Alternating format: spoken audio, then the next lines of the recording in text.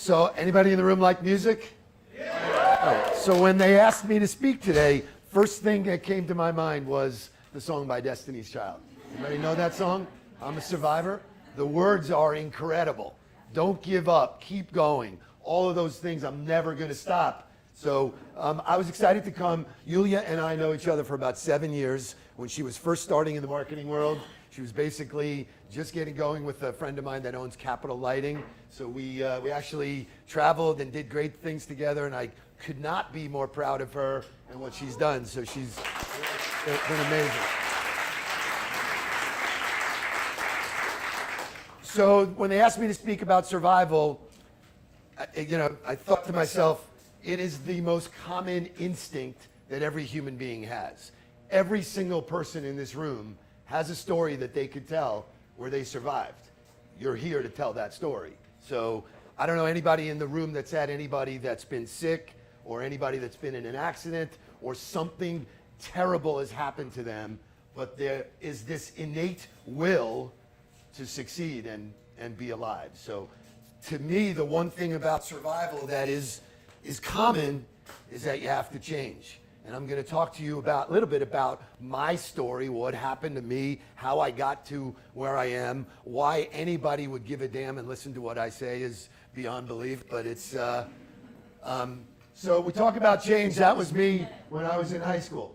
I started as a salesperson. Actually, there's somebody here that can actually validate it. I went to high school with Susan. So that was a pretty drastic change. If you look at me through the years, I had a really, really successful career owning a cell phone business, right? When somebody came to me and said, hey, we're going to get in the phone business, I was like, the phone business? What does that even mean? And they said, oh yeah, there's going to be these things that you can take around with you. And they showed me this contraption that went in my trunk, and I drove around talking on the phone where no one else had a phone, so it was funny. So I was very successful, built a business, sold it when I was 34 years old. But I have had a career of always reinventing myself. So when people say to me, they go, wow, I've never seen anybody like you. You keep changing with the times. Wow, have things changed? And the thing that's so unique about today is that it changes really, really fast. My company, On the Ball Ventures, looks at 3 or 4 business plans every single day. And when I see people bring me a plan for 3 to 5 years out, I go, you're wasting your time.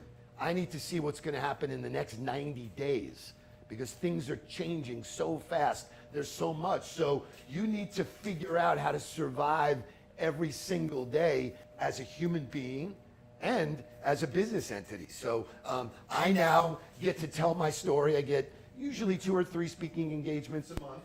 I travel around. I just got hired by the NBA. I'll be speaking to Major League Baseball because people want real stories. There are people who are trainers. There are people who are speakers. I'm a doer. Everything that I talk about, I actually do. And for those of you who got a raffle ticket, I just wrote a book called Confessions of a Serial Salesman, right? Every single day I get up, I have to reinvent myself. And so in order to do that, I need to have a process. I got in a business that I have to deal with the most rejection of any other business, right? So when I speak to people, I go, especially when it's a group of salespeople, I go, how many in the room have a sales degree?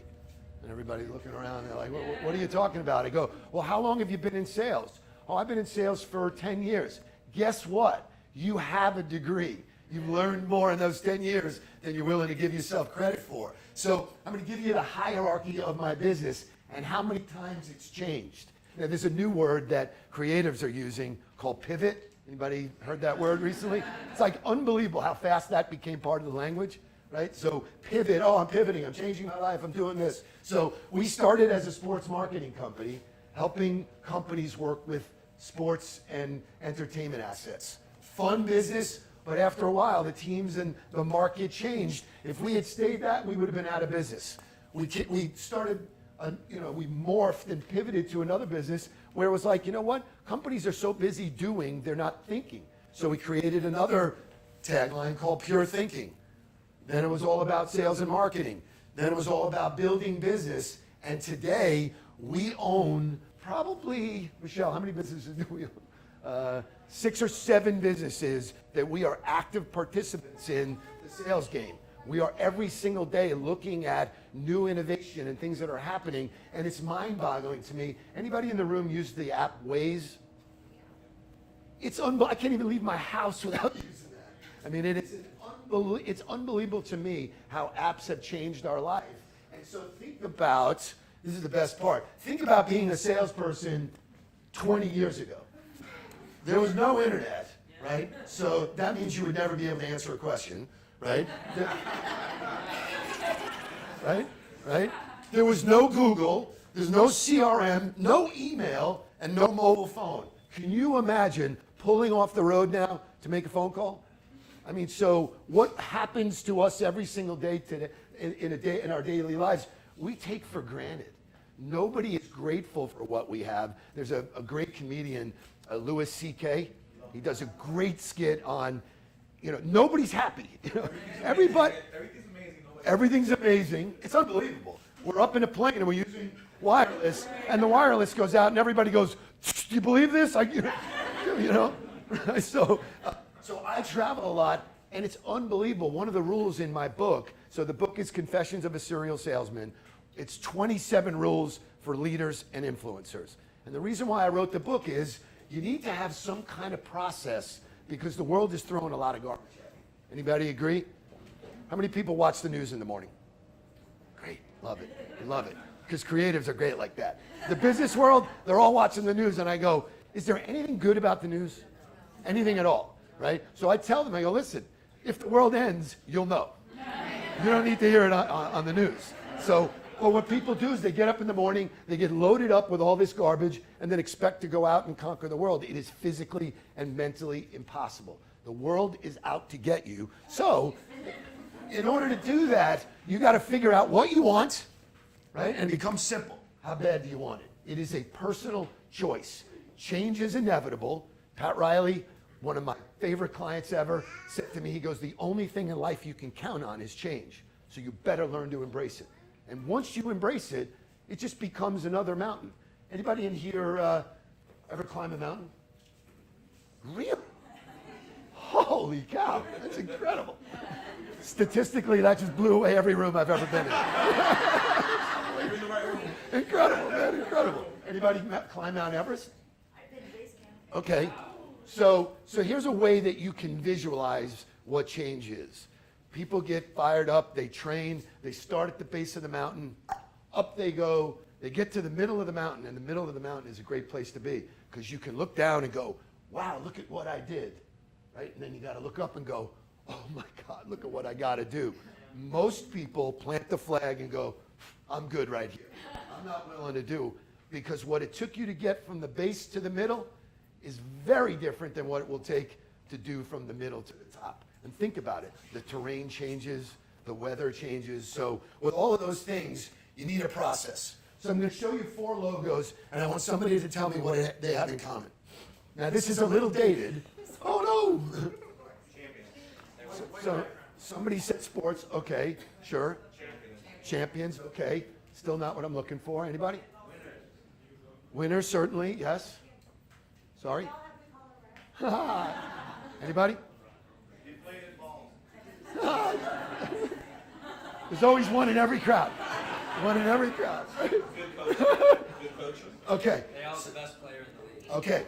So this will be the best takeaway for today, right? All of these teams don't watch the scoreboard, right? In life, right, in order to win, you have to have a process. Every single one of these teams was behind at the very end of the game. So if you watch the Super Bowl, the Patriots were behind 28-3, right? Most teams would go in the locker room and go, holy shit, what are we gonna do? Patriots didn't do that. Patriots said, we know what we can do. We didn't do it. We're gonna stick to the process. Atlanta didn't do that, and they lost the game. All of these teams, the Cubs were down 3-1. Everybody wrote them off. The Cavaliers were down 3-1 last year. So you see, I got to change that. But and Clemson was losing up until or behind, not losing. They were behind until the last play of the game. So what it proves is that great teams, great individuals, great athletes have a process. That's why I wrote my book. I am statistically and habitually doing the same thing every day, whether I win or lose. I believe in life, you have to worry about the things you can control, not the things you can't. That's what survival is. What can I control? What's in my power? And I need to do it better than anybody else. Not worry about the scoreboard, not worry about all the things that are out of my control. I will tell you survival. I'll tell you a story of survival. The building that is now called the BB&T Center, many years ago, it used to be called the Office Depot Center, right? Well, Office Depot was going to take their name off the building. The guy who ran that building is a friend of mine. He called me up. He said, I'm going to give your company 90 days to find us a new title. It's like, wow, okay. So let me give you an idea of what that looks like. That's $3 million a year for 10 years. That's a $30 million deal, of which we make a commission on that, right? We find the title sponsor. We're done.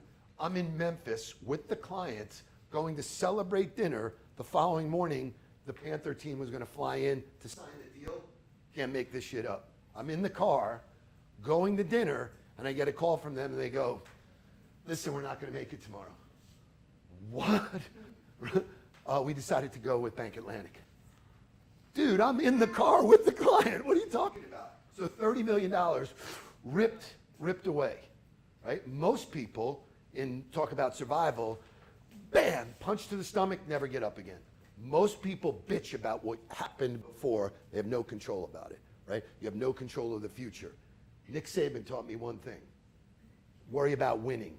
And it's not winning and losing. What is winning? What's important now, right? What was important that particular moment was for me to regain my composure, similar to in boxing. I just started boxing for the mental and physical part of it. You get knocked down, you got 10 seconds to get up. You talk about survival, right? That's real survival. In football, there's a play every 40 seconds. If you dwell on what happened before, you lose. You can't change. You have to go with what's important. So the takeaway that I give you today is you have to learn to do the hard things, and you got to do the hard things well, right? Jerry Rice said, the reason why I'm in the Hall of Fame is I was willing to do the things other people wouldn't do, and I did them better. It's really that simple. It's not complicated. When I train sales teams all over the country, I said, show me your calendar, show me your process, show me what you do, and most of them are all over the map. They have no, I don't know, I'm going to do this, I'm going to do that. I do the same thing every day. Everybody in this room brush their teeth today?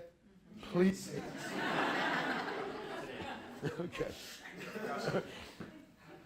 When you run your life the same way you brush your teeth, right? That's what real success is. That's where real change and real survival comes from. So I wrote this book of rules. I'm going to give you one or two of the rules today that you can take away. One that gets the best reaction to just about every group, especially CEOs. When I'm in a room with, I just spoke to 100 CEOs in Tampa, and this was what they voted the number one takeaway. One of the rules is called Tell Me Something Good. Anybody ever hear that song by Shaka Khan? Right, so I'm a big music guy. I use music all over the place. Music is inspiring. Music can change your life, change your mood. I listen to it every morning. So that rule is most of us are programmed when we see each other to go, hey, how you doing? How are you? Doing great. Right. Well, most of the time it's a reason, it's an excuse you can dump your shit on me. So you know, my boss, my wife, right? So when you're trying to achieve something with somebody else, all of a sudden you're negative. Nothing else I say is going to get you out of that negative. If you change your dialogue from how are you to tell me something good, so do this. Great to see you. Tell me something good. Glad to be here. Great. Whatever you say, and I'll give you an example. I did a role play with one of the banks in town. I had 50 of their bankers in there. We did a role play, and this girl, Diana, walked up to her and I said, hey, you know, awesome to see you. Tell me something good. She says, my son just graduated his second year of MIT, and I am so proud. This lady was beaming side to side, right? And all I did was ask her one more thing. Tell me more. She went on to tell me all about him and whatever. She was so elated that what do you think the next thing she said to me was? Why don't you tell me something good? So I had a pure opening to tell her exactly what I wanted to tell her in the first place. But I teed it up better. So if you do that, and by the way, every single one of those rules are not just for salespeople. They are for moms, they're for kids. They're the thing I am most proud of is that my son wrote the foreword, and my son is a rising college football coach. And he wrote the foreword and said, I'm a product of these rules, and that's how I live my life. That's how I survive.